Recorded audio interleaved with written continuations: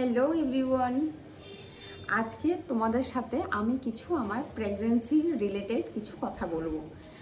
Actually আমি তো video সেভাবে তুলে ধরতেই পারিনি। আমি যে মুহূর্তে জানতে পেরেছি যে আমি মা হতে চলেছি, সেটা আমি না ঠিকভাবে ভিডিওতে তুলে ধরতে পারিনি। তার কারণ আমার তখন বিশ্বাস করা, যখন আমি জেনেছি, আমার কাছে ব্যাপারটা এমন রকম ছিল যে এই মুহূর্তে আমি কাউকে বলবো না, এখন আমি কাউকে জানাবো না। অনেক বছর পরে, অনেক কষ্ট, অনেক যন্ত্রণা, অনেক কিছু পরে এই দিনটা আমার জীবনে এসেছে। সেই জন্য এটা একটু লুকানো থাক।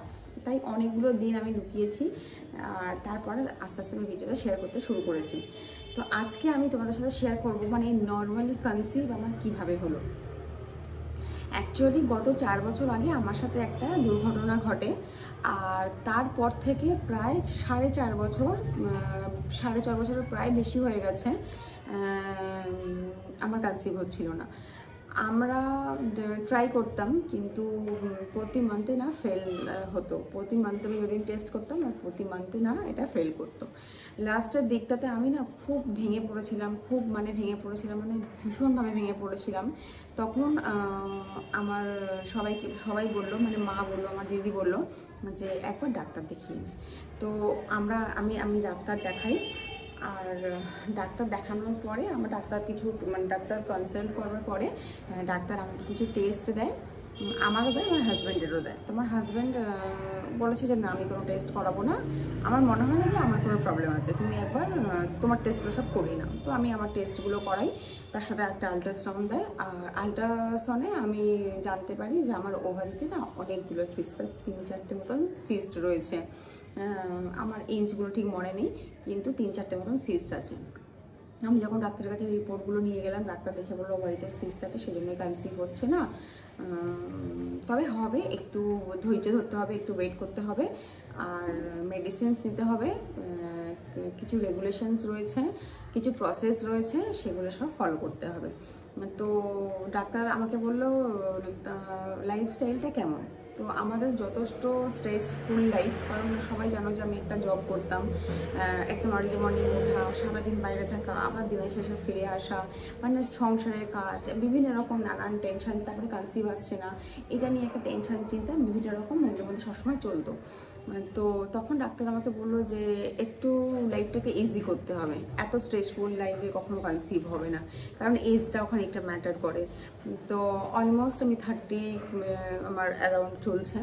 তো সেই জন্য আমাকে ডক্টর বললো যে এখন লাইফটাকে একটু ইজি রাখতে হবে। আমি ডাক্তারটা দেখিয়ে আসার পর থেকে ডাক্তার আমাকে কিছু একটা দেখালাম, তারপরে যখন আমার কাছে আসছিল না, তখন আমি লাস্ট ডিসিশন নিলাম এবার আমি আইভিএফ ট্রাই করব। আমি ডক্টরের সাথে কথা, মানে ফোনে সমস্ত দেখিয়ে অ্যাপয়েন্টমেন্ট বুকিং পর্যন্ত আমি করিয়ে নিয়েছিলাম যে এবারে আমি আইভিএফ ট্রাই করব। আমাদের রুগীতেই আছে এরকম অনেক হসপিটাল, নার্সিং হোম। তো আমি মানে ভাবলাম যে এবার আমি আইভিএফ ট্রাই করব। মানে হাঁপিয়ে যাচ্ছি। বর বললো যে একদমই নয়, এখন আইভিএফ ট্রাই করার মতো কোনো দরকার নেই, একটা অনেক কস্ট, একটা প্রসেস, অনেক কস্ট, আর তার মধ্যে এখনই আইভিএফ ট্রাই করার কোনো দরকার নেই, এমন কিছু বেবি আমাদের হয়নি বলাতে। মানে জাস্ট বর আমাকে যে মাসে কথাটা বললো, বিশ্বাস করো নেক্সট মান্থে আমি এই গুড নিউজটা পেলাম। সেই জন্য ভিডিওতে আমি একদমই সেভাবে এক্সপ্লেন করিনি। শুরুর আগে তোমাদের সবাইকে বলবো, যারা কনসিভ করতে চাইছো, যারা কনসিভ হতে চাইছো, যারা নতুন মা হতে চাইছো, তাদের সবাইকে বলবো যে প্লিজ, মানে স্ট্রেসফুল লাইফ একদম চলবে না, একদম মানে বাইরের জাঙ্ক ফুড, রিচ, এগুলো একদম খাওয়া চলবে না। একদম মানে নর্মালি যতটা মানে বাড়ির খাওয়া যায়, যতটা মানে কি বলবো, মানে টেনশন থেকে কম থাকা যায়, যদি একদমই নর্মাল না কনসিভ আসছে, তাহলে প্লিজ ডক্টরের কনসাল্ট করো, অবশ্যই হবে। কেউ ভেঙে পড়ো না, কান্নাকাটি করো না, মন খারাপ করো না, এতে বেশি আরও ক্ষতি হবে। তার থেকে ভালো যে আমি বলবো যে সবাইয়ের মন শক্ত করে ডক্টর কনসাল্ট করো। প্রসেস বলে দেয়, কিছু প্রসেসটা আমাকে বলে দেয়, দেখিয়ে দেয় না, বলে দেয়। তার সাথে কিছু মেডিসিনস দেয়। আমি 4 মান্থ 5 মান্থ মতন মেডিসিনসগুলো কন্টিনিউ করি। তার মধ্যে সিট সাইকেলিং, এক্সারসাইজ, এগুলো করে। যেগুলো আমি লেট নাইট শুতাম, সেটাকে আরও আগে করার চেষ্টা করেছি। আর্লি মর্নিং উঠতাম, আরেকটু ঘুমাবার চেষ্টা করেছি।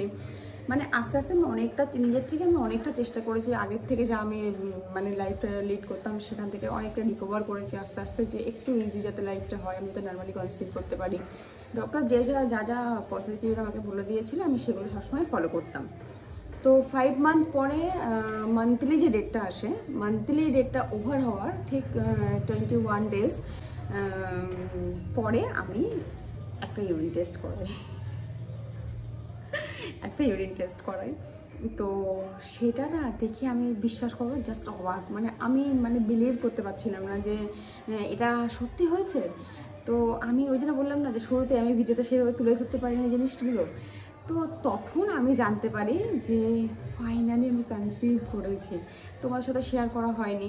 দোয়া করো, এটাই বলবো, সবাই সবার জন্য দোয়া করো। তো দেখো মেডিকেল সায়েন্সের আগে কিচ্ছু নেই, কিন্তু হ্যাঁ অবশ্যই দোয়াটা অনেকটা ইম্পর্টেন্ট একটা জিনিস আমি বলে মনে করি, যে দোয়াটা অনেকটা ইম্পর্টেন্ট।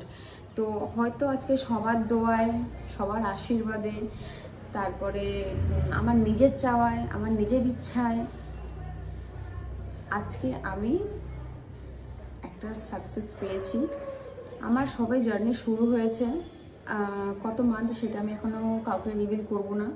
আমি চাই আমার এই প্রেগনেন্সি জার্নিটা খুব আনন্দতে কাটাতে, খুব ইজিলি কাটাতে, খুব ভালো করে কাটাতে। তোমাদেরও সবাইকে বলবো যারা প্রেগনেন্ট এখন আছো তারা প্লিজ এই সময়টা খুব এনজয় করো। শুরুর দিকটাতে আমি সত্যি এনজয় করতে পারছিলাম না। শুরুর দিকটাতে আমার ভীষণ কষ্ট হচ্ছিলো। আমি সে ঘরের কাজকর্ম, খাওয়া দাওয়া, স্মেল আমি কিচ্ছু নিতে পারছিলাম না।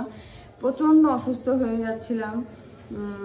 আমাকে প্রত্যেক মাসে ডক্টরের কাছে, এখনও প্রত্যেক মাসে আমাকে ডক্টরের কাছে যেতে হয়। প্রত্যেক মাসে আমাকে সমস্ত রকম রিপোর্ট করতে হয়। আল্ট্রাসাউন্ড তো আমার প্রত্যেক মাসে দেয়।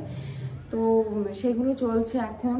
আবার আগামী 23 তারিখে আমার ডক্টর দেখানোর আছে।